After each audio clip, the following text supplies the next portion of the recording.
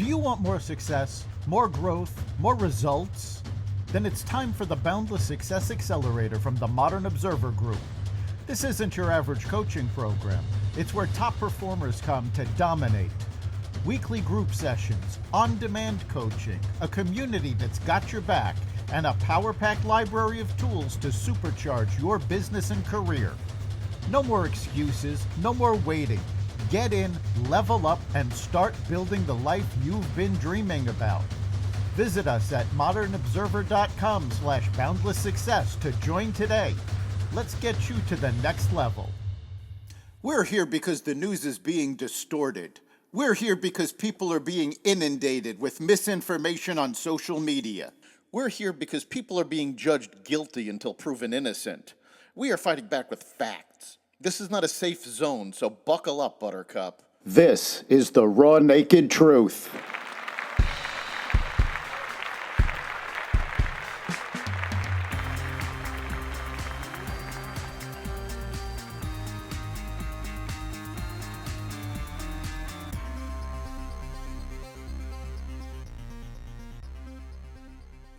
More Russiagate documents released, a deal with Columbia University, a drink experiment at McDonald's, and more.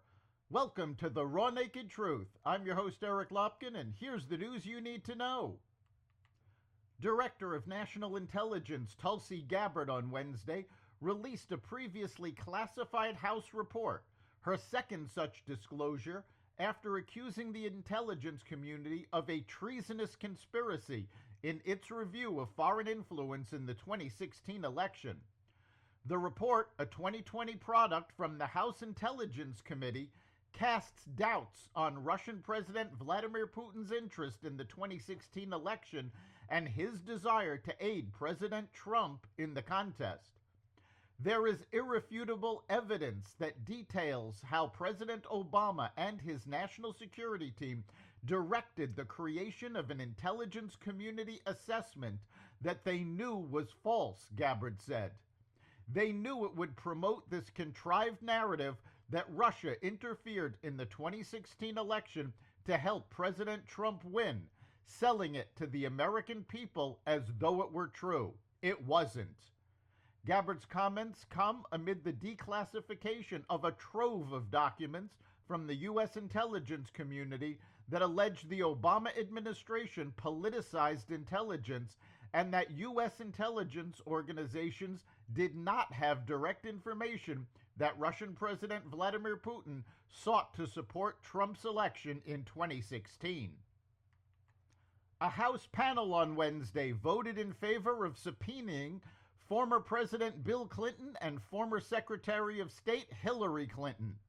Representative Scott Perry offered a motion during a House Oversight Committee subcommittee hearing to call on Committee Chairman James Comer to subpoena people with possible links to Ghislaine Maxwell, the imprisoned former associate of late pedophile Jeffrey Epstein.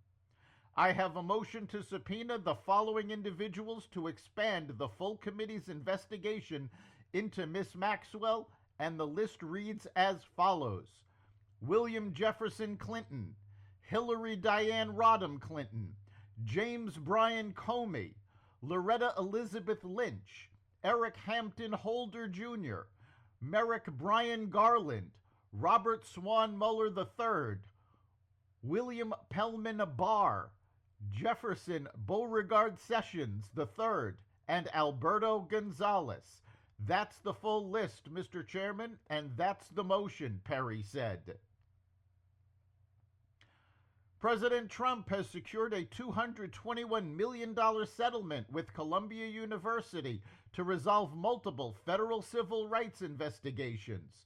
The deal includes $200 million over 3 years for alleged discriminatory practices and $21 million to settle claims of anti-Semitic employment discrimination against Jewish faculty after the October 7, 2023 Hamas attacks in Israel.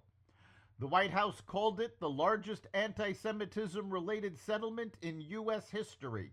Columbia confirmed the dollar amounts but did not characterize the deal that way. The agreement restores billions in federal research funding and imposes oversight through an independent monitor. Columbia has agreed to reform, including enhanced campus protest rules and changing disciplinary authority from faculty to administrators. The Trump administration's deal with Columbia University is a seismic shift in our nation's fight to hold institutions that accept American taxpayer dollars accountable for anti-Semitic discrimination and harassment, Education Secretary Linda McMahon said in a statement.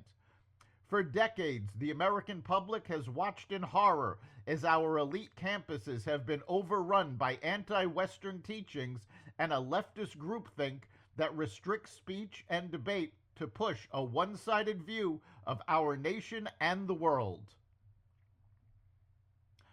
Rising summer temperatures have softened Europe's resistance to air conditioning and touched off a new political fight about the wisdom of installing the technology everywhere, as the U.S. does. A heat wave that hit Western Europe in June and July spurred a run on air conditioners in appliance stores across the region. The scorching temperatures came unusually early, before many Europeans had a chance to decamp to the beach for summer vacation, exposing vulnerabilities in the cities where most people live. More than 1,000 French schools closed partially or completely because they lacked air conditioning.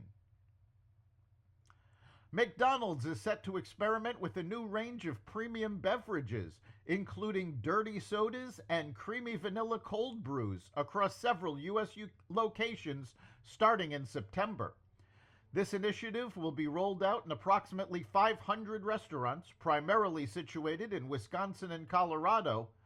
The move, aimed at capturing the preferences of Generation Z, will see the introduction of about 10 different drink options as part of the trial. That's the Raw Naked Truth.